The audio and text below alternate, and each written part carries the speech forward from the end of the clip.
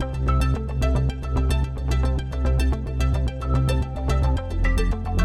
right, so the first bit, really up until now, I treat that as sort of setting the scene and getting an understanding of what you think is important and what's not, and what we should sort of focus on. I now want to sort of move our attention to what do I think is inappropriate, given that's a state of play, given all the uncertainty, given all the different players in there and the rules changing and all that sort of stuff and things that haven't been worked out. What the hell should we do? And we've started to sort of get to it with, I think we just need to start collecting some of our numbers. So the first one I really want to touch on, and I separate out understanding your emissions and addressing your emissions before I even bother thinking about carbon sequestration projects. I just separate them out as two separate things because there's a hell of a lot we can do now in the emission side of that equation. So if you think of that diagram of the scope 1 and scope 2 stuff, a hell of a lot we can do in that space before you worry about the trees and the soils bit. And unfortunately, everybody wants to go to the trees and soils bit and what carbon project you're going to run. And there's huge opportunity in this emission space.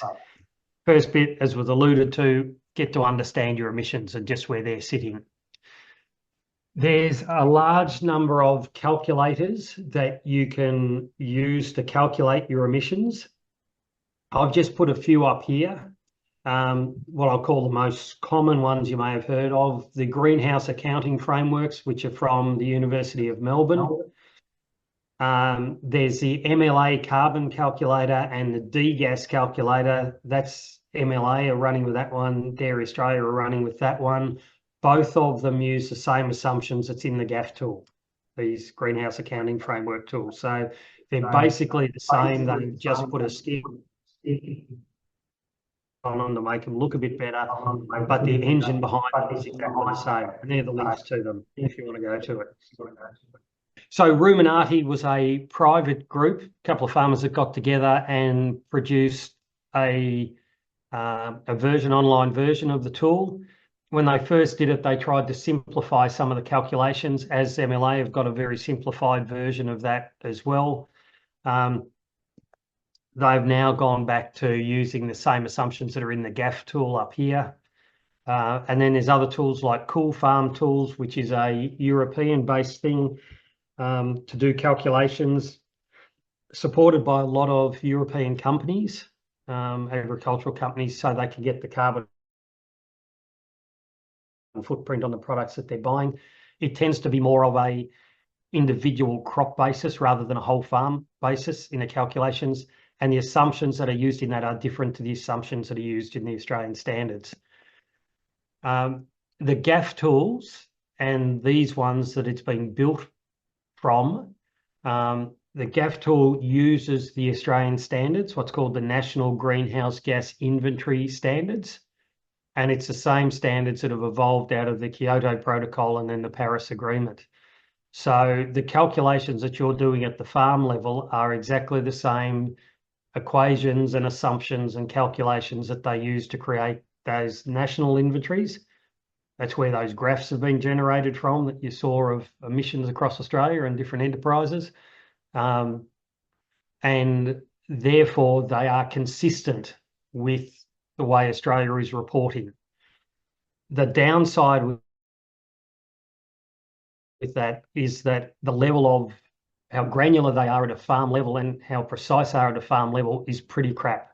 And that's because they're built off a national model that uses high level data.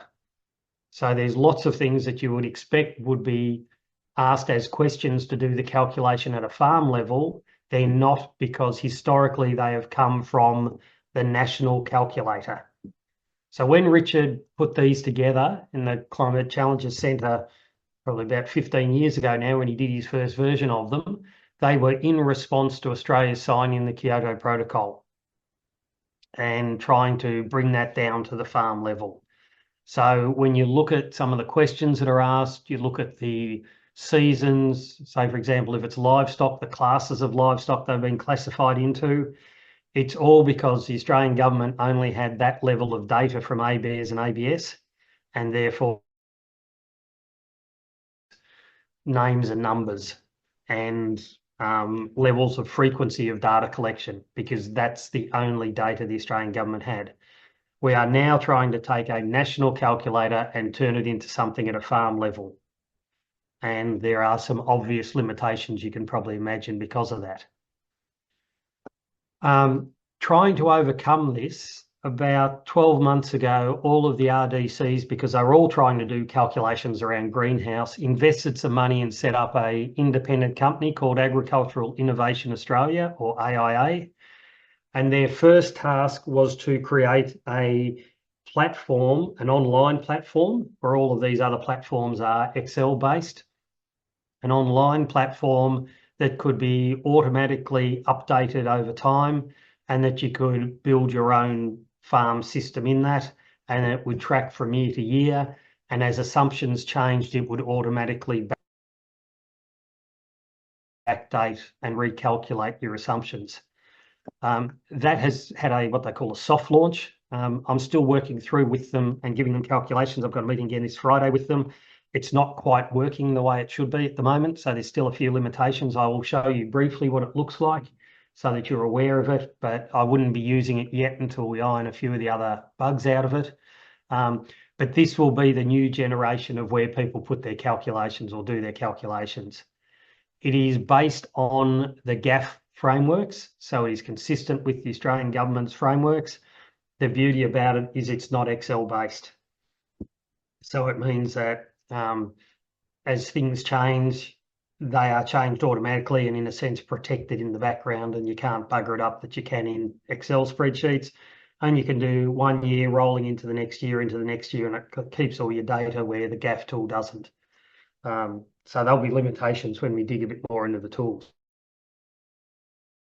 That I've got down here, I've just put these in. These are in the sequestration side of it. This is probably the best tool that's available if you want to have a bit of a crack about how you might accumulate soil carbon. It's called Socrates. It's run by Peter Grace at Queensland Uni.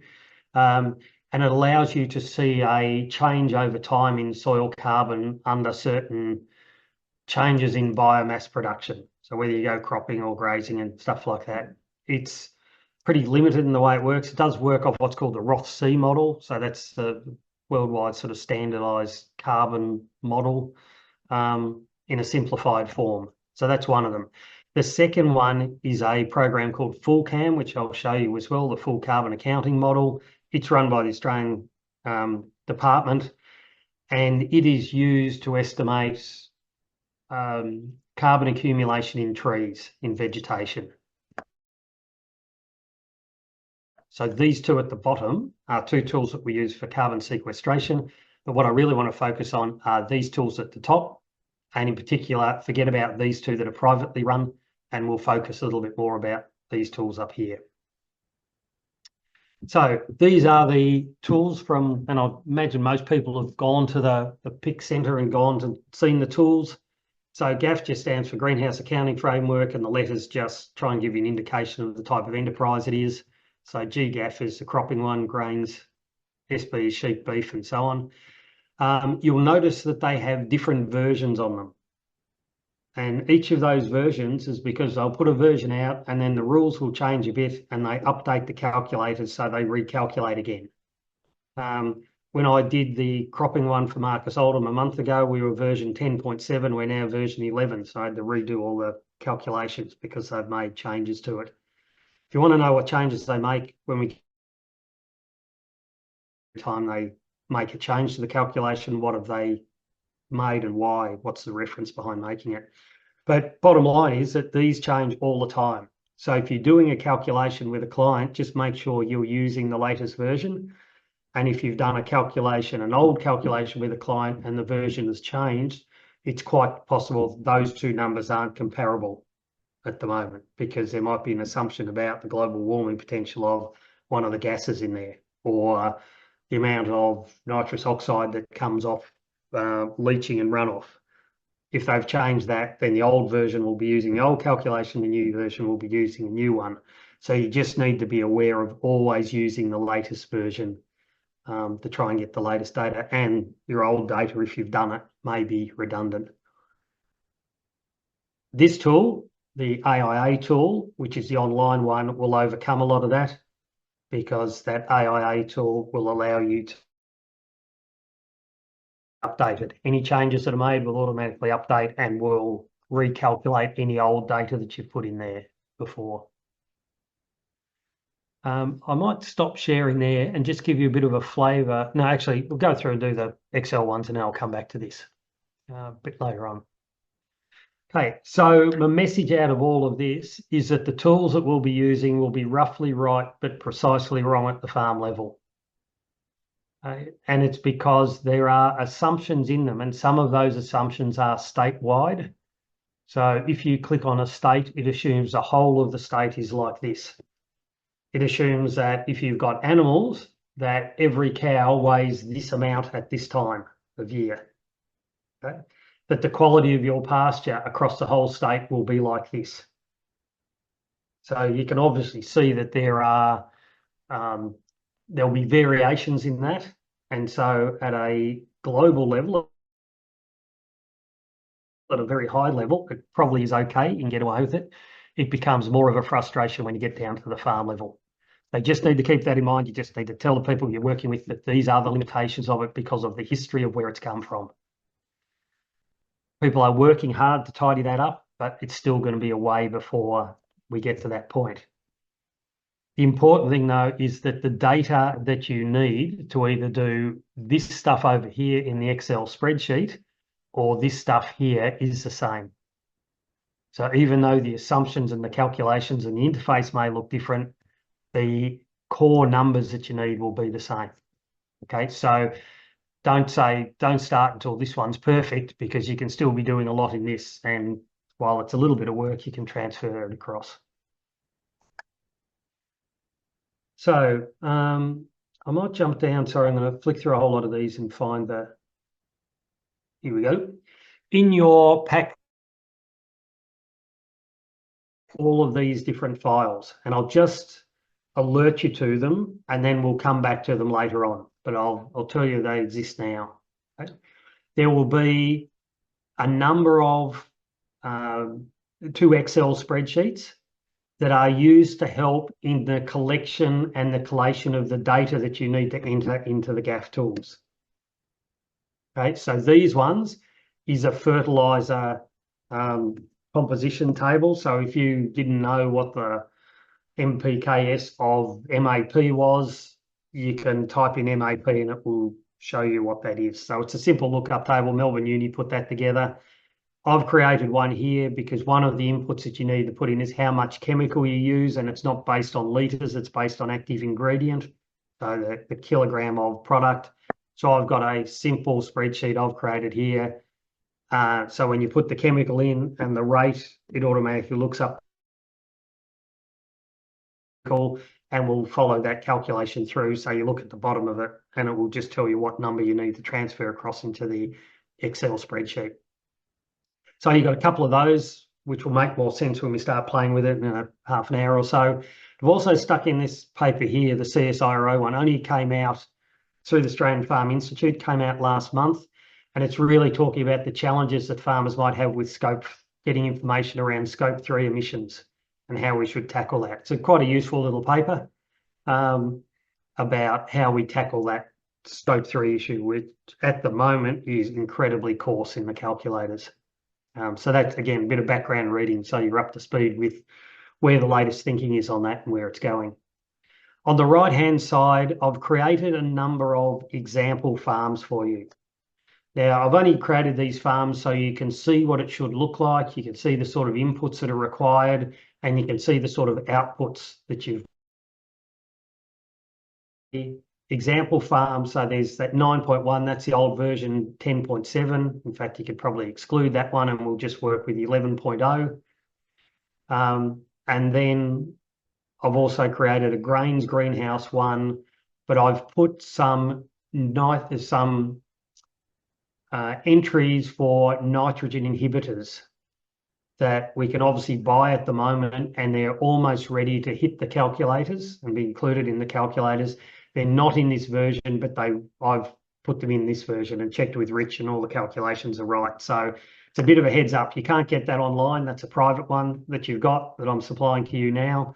But it allows you to have a play of, do we bother with these urease inhibitors and nitrification inhibitors on some of the fertilizers that we use, and what impact that might have. So I've stuck that one in there as well. And then I've put in a Word document an example farm and changing 4 or 5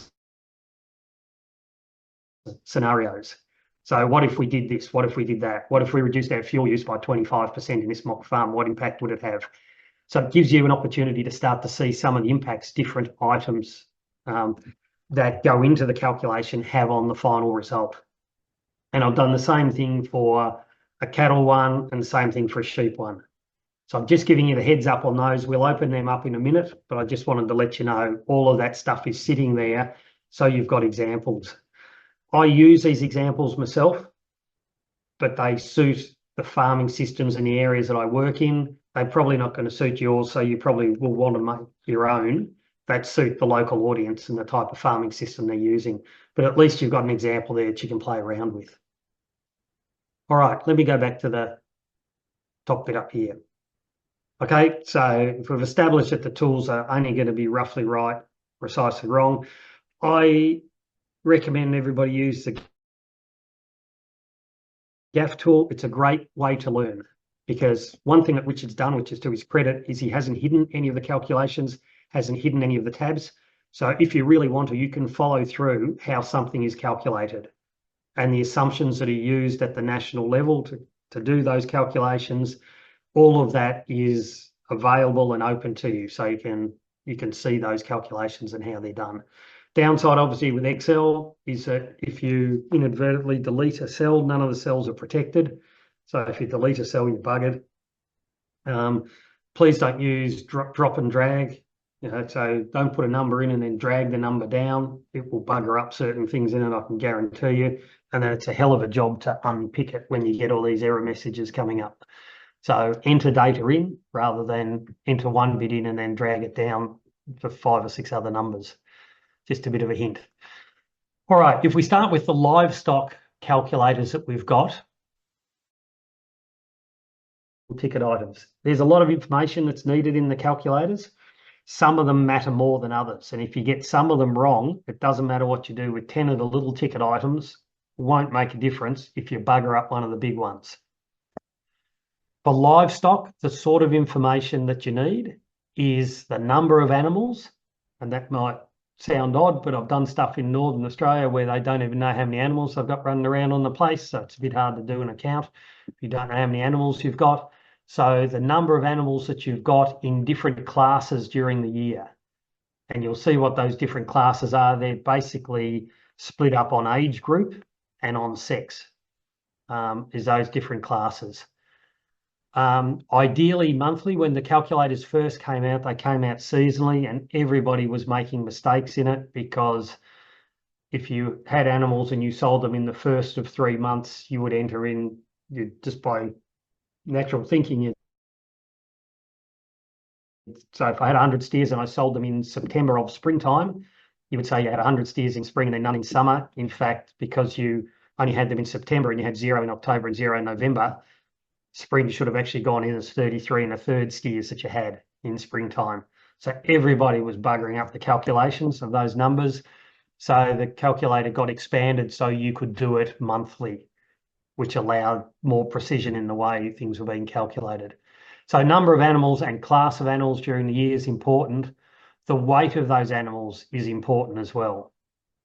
Now, I reckon most people are sitting there groaning, going, shit, I've got no idea the weight of my animals. But that more and more becomes a very important number to try and get a handle on. Okay. And from that, another calculation that's required is the live weight change of those animals each month. But if you've got reasonable weights, then you can get your live weights pretty accurately. A lot of people make mistakes that the weight of the animals and the live weight that they put in is different. So animals have gained 30 kilos in a month and you say they've gained 1.5 kilos a day, which would be 45 kilos in a month. So the weight of the animals and the weight gain doesn't match up. Lactation is also important, and when this commences. And in the livestock one, the quality of the feed. Now, there are default values that are entered for the quality of the feed, and the quantity of feed is only in the sheep calculator, not in the beef calculator, for odd reasons. But only one of them has that in it as well. So we need to just have a bit of a check of the quality and the quantity of feed on offer as part of that. Another big ticket item is the purchase of fodder, livestock and grain. They have a big implication in the livestock calculator. And the final one is the use of lime, because that again has a big impact, which I'll drill into in a little while. Probably notice things like chemical, electricity aren't on there. Fuel isn't on there. I can tell you they are very tiny compared to the impact that these numbers have on the final calculation. So if you're a little bit out in the litres of diesel or the litres of petrol that you've used, or how many kilowatt hours of electricity you've used, you'll hardly notice it in your calculator. But if you're out by 10 or 15 animals, or the weight of those animals is 50 kilos heavier than it should be, then you'll notice it and it will come up in your calculations. So I flag these at the start because it gets people thinking about how good their records are in being able to enter this accurately or with some degree of integrity. And I haven't found anybody yet that's nailed this when they first start. Everybody will have deficiencies in the numbers that they've got. Okay, when we do the calculation, this is the output that you'll get. So you'll get an output, and sorry, that looks a bit fuzzy, but you'll get your outputs. So this is the beef and sheep calculator. So it's got a column for beef and it's got a column for sheep. If you're running 2 or 3 different sheep enterprises in these calculators, you can only do one at a time. So if you've got, or if you've say got a beef operation and you've got an autumn calving herd and a spring calving herd, it's difficult to put both of them in one. So sometimes you've got to run multiple calculators, which is just a pain. But it will give you your scope 1 emissions broken up from what's producing carbon dioxide, what's producing methane, and what's producing nitrous oxide, and those different sources of the scope 1 emissions. Scope 2 emissions, it'll just pick up electricity in that one. And then the scope 3 emissions is the stuff that you buy in. And you'll see the different products or different inputs that they will calculate. There's obviously some things that are missing out of that. It will then, if you had trees in it, there's a tab in there that you put trees in. I usually try and turn that to 0. And I just get my net farm emissions, and then it will calculate out an emissions intensity number down the bottom. So that's kilograms per kilogram of live weight in this case. Also give you a graph at the side, which gives you what are the different sources. And as you can see in this mock example I've put in here, 3/4 of it is methane, enteric methane, and quite a bit because this one's got a trading operation and I've bought livestock in. So that's a scope 3 that's coming there. So they're the big ticket items in it. You look at things like electricity and stuff like that, fuels 1%. Getting it a bit wrong doesn't really matter much. What else have we got in here? Okay, just a couple of things in the livestock. I might actually get everybody to, if they could go and just open up the livestock calculator. And I'll do that myself. I'll stop sharing and I'll go to in the pack of stuff that I've given you. So in your bundle of stuff, should be 9.2, and hopefully when it opens up, it'll open up on that tab.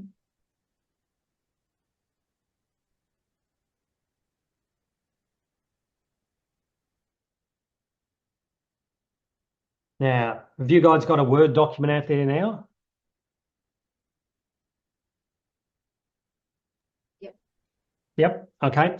All right. So this Word document, which is also called 9.2 example farm livestock cattle.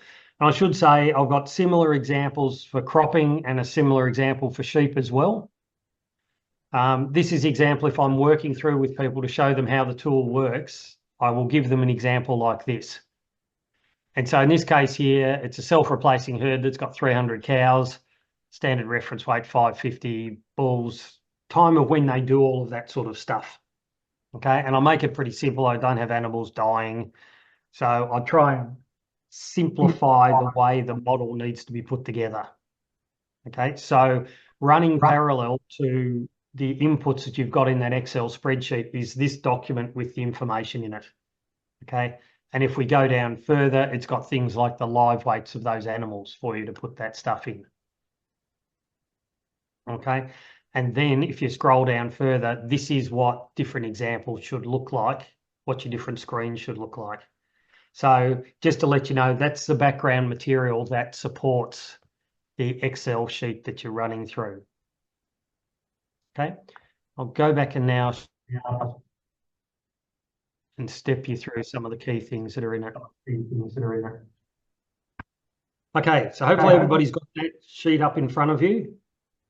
There are 2 or 3 really important tabs on it. This data summary, that's what I showed you before. This is the output or the results, if you like, from the calculator. The next tab along is the data input. So that is essentially the tab that you need to be using to enter your data into it. Okay. There is a similar one for sheep.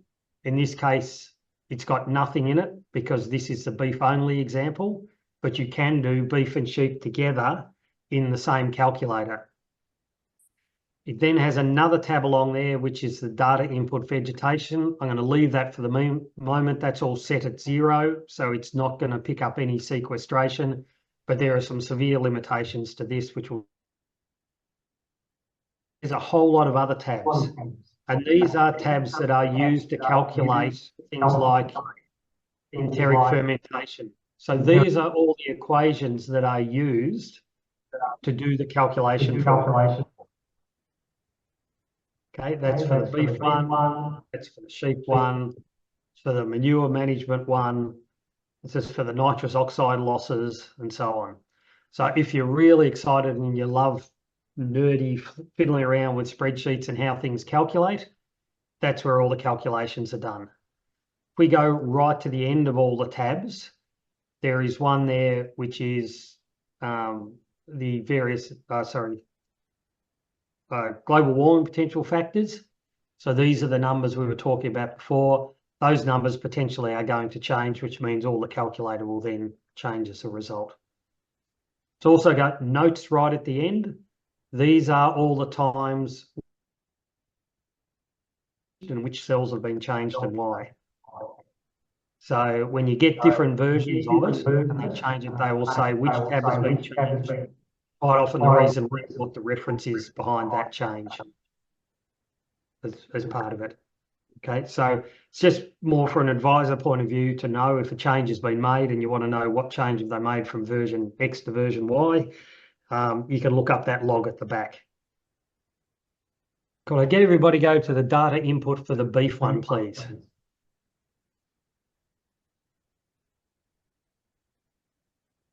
Right. There are 3 very important bits of information that you need to enter in the top, because what you enter up here alters a whole lot of default values that are put into the calculator. The first one up here is just asks you what name for your farm, so that's got nothing much to do with it. Then it asks you what state are you from. Up a couple of things. It loads up things related to runoff and leaching of nitrogen, nitrous oxide that comes out of plant material as it breaks down, but most importantly, the quality and the quantity of the feed that's on offer in that state every month or every season. So it's actually quite a influential one, and we certainly found this for South Australia. If you click South Australia, it gives you a generic quality numbers, which for some people in the southeast that have pastures that are pretty similar to Western Victoria, you'll notice the numbers are quite different as far as the default quality values go. My suggestion would be, if you're in South Australia in that southeast where Flick is operating, that you're probably better to be using the Victorian, so put Victoria in for your state rather than South Australia. Okay. You can override those if you want, but just as a bit of a trick, you'll find a difference between those. So we'll just leave it Victoria at the moment because that's the way I'd set it up for this other example I've got. Then there are 2 other questions over on the right-hand side here. is your property north of the Tropic of Capricorn? And that's a yes/no answer that you've got there. And the second one is, does your farm get enough rainfall or irrigation to drain through the soil profile that is typically above 600 millimetres? This is a question about nitrogen leaching, runoff and leaching through the profile with nitrogen, so nitrogen products. I generally answer no to that, even in the 600 mil rainfall zone, unless we've had a very wet year. It makes a significant difference to the final output whether you answer yes or no. And I think in a lot of cases, penalising farms that really don't have much runoff, if any at all, from nitrogen quite severely. So I tend to, unless you're in a very high rainfall zone, I would be answering no to both of those rather than yes to the second one. Okay. Now, if we look at the actual setup of the table, and I've given you the monthly one here, it does 12 months of the year, starting in July and finishing in June. And it asks for these classes of livestock. As you can see, they're based on sex and age. So bulls greater than 1 year old, steers less than 1 to 2, greater than 2, cows greater than 2, heifers less than 1, heifers 1 to 2, and so on. This is considered for a breeding operation, or what you might call more a self-replacing type operation. The classifications of the names are just made up based on ABARES data, because that's what they had at the state level. So they knew how many steers greater than 2 year old in July were in Victoria. So they put those numbers in to do the national calculation. None of these names really matter much except for the cows. So the cows, and if you're doing another livestock one with ewes, that matters because this column is linked behind the seeds to lactation. Okay, and the calculation in there will be affected if you put your cows in that column rather than that column. But if you put 2 year old steers in that column and 1 to 2 year old steers in that column, it won't make any difference. So there's a bit of a quirk that just any of your lactating breeding animals need to be in that column. If we go across a little bit further, you've got trade cattle as well, but effectively with the trade cattle, you can pick any name you want. It doesn't make any difference from that point of view. So you can override and put different names in there. They're not all steers that you might be trading. The information that they ask for are your livestock numbers each month and the weight of those animals. And those two factors are super important, which I'll show you in a tick in some graphs of how that actually influences your output. The biggest mistake that people make, and I've highlighted it here in the beef one, is that once an animal gets, so say if you've got a steer that is born in August, so you're calving in August and you've got 150 of them that are calving down, let's say, and you keep those steers, those 1 year old steers, 150 of them, because you've got 300 cows calving and we're assuming 100% calving, so you've got 150 boys and 150 girls coming out. Of those 150 calves, when they get to 12 months old, those numbers then flick across into the next age category, because once you get to this point here, they've actually turned into 13-month-old animals. So they change the column that they're sitting in.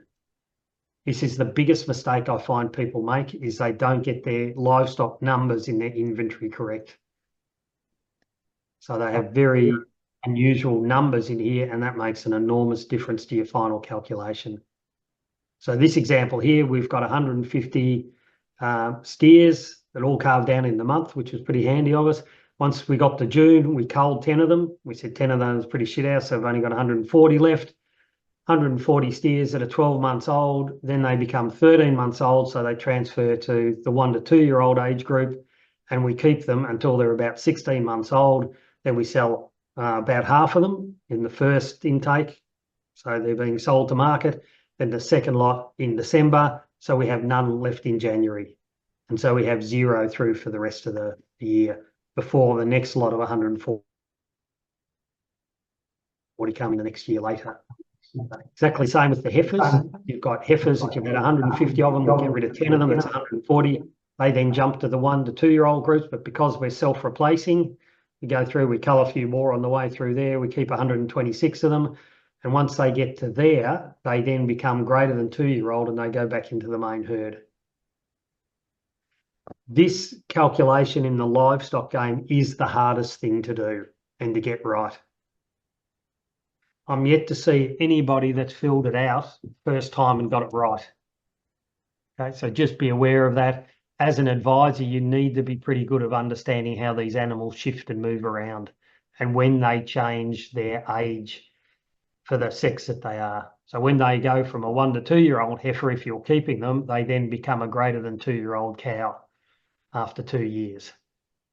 And it's the shifting of those numbers around that's super important. Okay.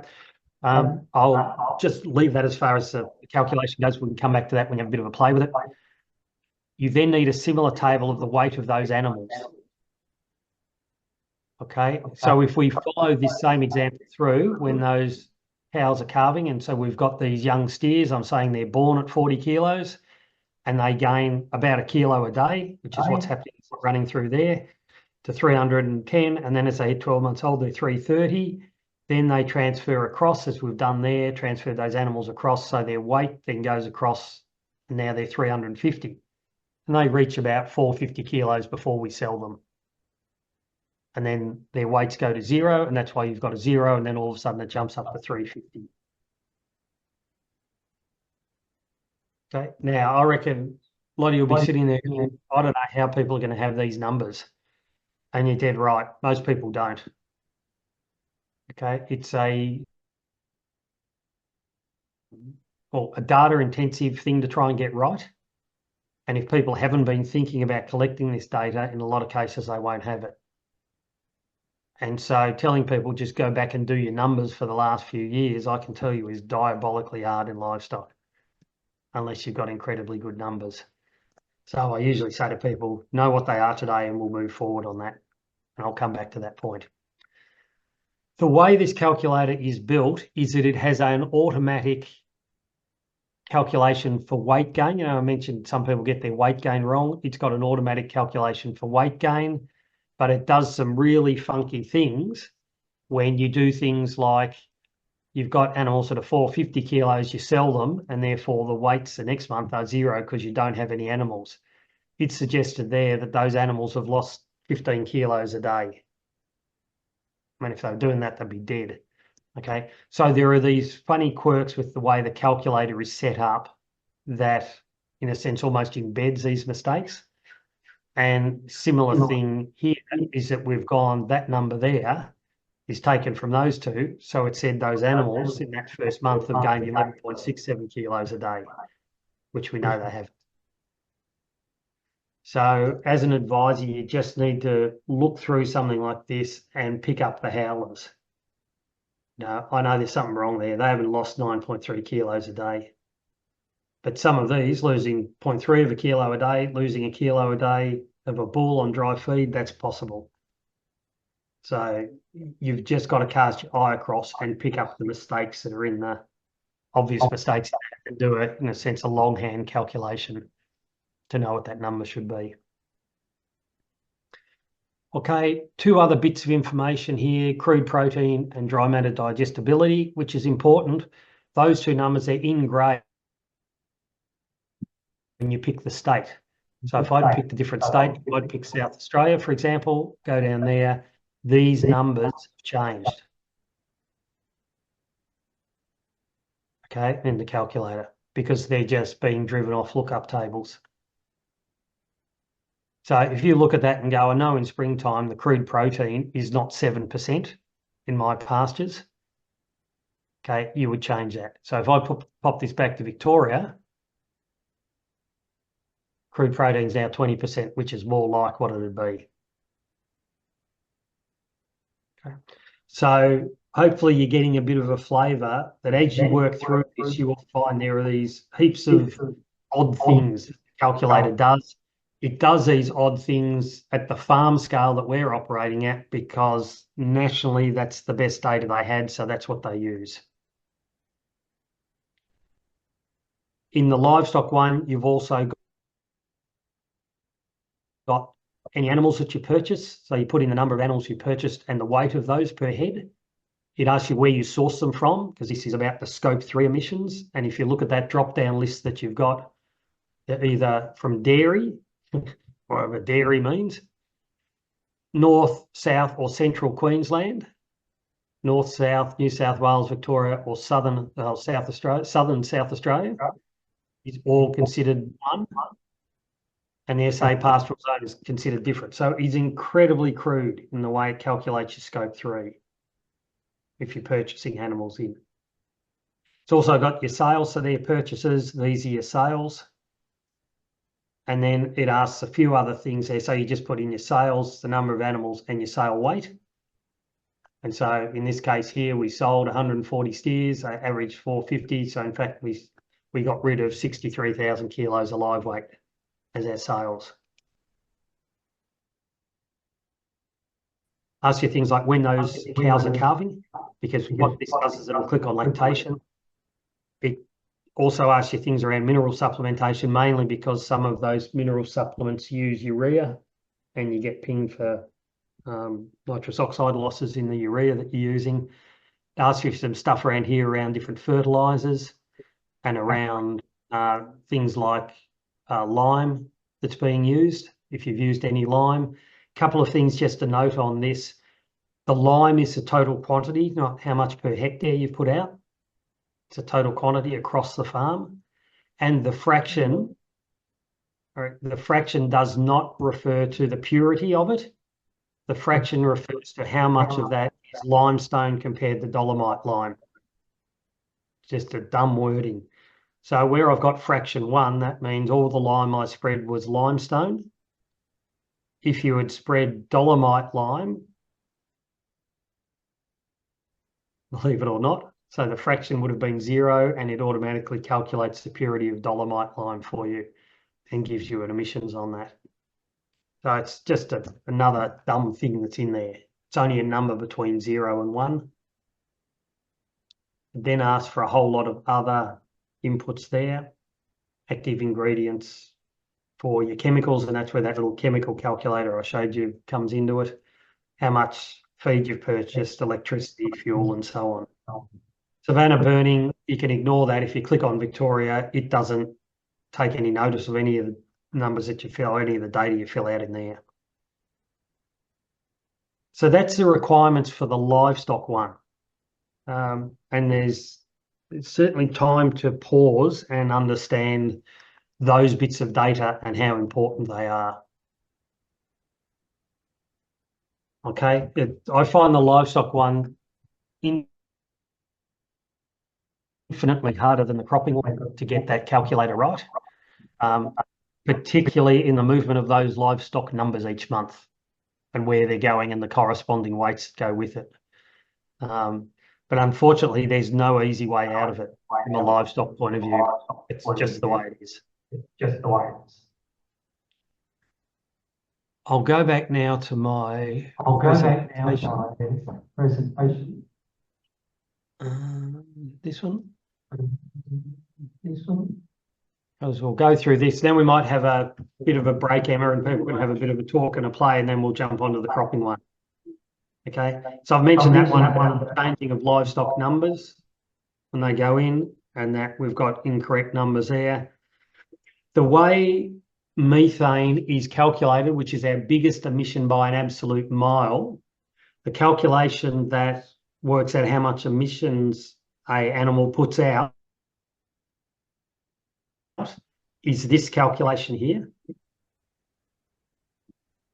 Okay, so it's weight, so that's why I said weight was important to try and get right. So it calculates weight, weight squared, and then live weight gain, and that's why these two really need to correspond, and whether the animal's lactating or not. So based on that information you put in, it calculates and says an animal eats this much a day. Okay, based on the type of animal that it is. and then the methane that it produces is 20.7 times how much it eats. So 20.7 times this equation up here. Don't expect anybody to remember the equation or worry too much about the equation, except take note of what information is actually driving this calculation. And it's the weight of the animal in any month and its change in weight, or its live weight gain. That's what's important with the cattle side of the calculation. Okay, and that's what drives your methane, and methane will be 85% of your final number. So those two are super important. So if we don't get those calculations right, you will find that you'll be getting numbers that are either markedly too high or too low to make a difference. Just to emphasize that, I've just got a couple of graphs here just very quickly. So this is, and these are in your notes, the change in the animal weights. So this is how fast the animal is growing, basically. So that's weight gain or weight loss. That's maintenance. And this is the amount of methane that's calculated that those animals put out. If you said you had a 500 kilo cow and she was maintaining condition, she'd be producing about 160, 165 grams of methane a day. But if you said, no, she's a bit heavier than that, she weighs 600 kilos, then she's likely to be putting out about 180 grams. So that's about 15% more in emissions per day in methane that cow is putting out simply because you've changed her weight. So knowing her weight's pretty important. And you can see that the more they grow, the more emissions they have, because the only way they can grow is to eat more, is the way the calculation works. And so the more they eat, the more emissions that they'll have. But you'll notice on the line, if you've got an animal that can, let's say it's a 300 kilo animal here, a weaner that's growing, and it's gaining about a kilo a day, it's producing 100 and about 135 grams of methane. If it was only gaining half a kilo a day, it's producing about 125. But if you wanted those animals to gain 1 kilo, the 1 kilo a day one does it in one day with 135 grams of emissions. This one is grams of emission. The message to take home out of this is the faster you can make animals grow and the quicker you can turn them off, the lower your emissions will be. So when we start looking at what are your options, it is all about growth and rapid turn off. If you want to lower that emissions number, get them to grow as fast as possible. And these graphs just emphasize that. So I use these sometimes, particularly with livestock guys that are really keen to actually understand how the whole job works. The sheep one's a bit different, but it's similar principle that it calculates an intake value, but in this case here it works on digestibility as well as live weight of the animal. Okay, so quality of feed becomes important with the sheep one, as does quantity of feed, where it doesn't in the cattle one. And your methane is based on a slightly different equation. Gives you the amount of methane that you produce. And so getting these numbers wrong again makes a big difference. Can probably skip over that one, or both of those. They're in the notes, but it's just showing the impact of some of these if you get your numbers a bit wrong. For example, at a 65 kilo animal, if it's got 1,000 kilos of feed on offer, it produces 25 grams of methane. If it's got 500 kilos, it produces 12 grams of methane. So you'll see that changes over time. And so common mistakes is getting just live weights and stuff like that wrong. Yeah. So the consistency, I can tell you, you'll get a slightly different methane calculation out of grass feed that you would out of this. Partly because the grass feed one is more nuanced in the way you can describe the animal. And these calculations are pretty clunky because that's the best that they had to do calculations at a national level. So when you saw that big bar graph that there was heaps of methane and that's the formula they use to calculate it. But they're talking about, you know, X many millions of animals eating this quality feed, and a cow in Victoria, every cow in Victoria weighs 550 kilos. Okay, so that's the way the calculations are done. They're all shown in those reports, but it won't be precise for an individual farm if you then wanted to compare it to grass feed to see if the methane emissions are exactly the same. So it simply won't be, because it's just not good enough. Okay, it's just something, unfortunately, we have to live with because of the origins of where that calculator's come from, and to get that acceptance in the international community. That's part of what everybody's trying to juggle with, you know, because you go to the US and they calculate it slightly differently. So whose do you believe? And do we let every country do their own thing? No, they said, no, this is a standard way. We're going to try and calculate to compare against each other. We've just inherited that general calculation. Okay, it's not miles out, but it's not as accurate as what, say, a grass feed would. If you could put quality and quantity of feed in and a perfect description of the class of livestock you've got.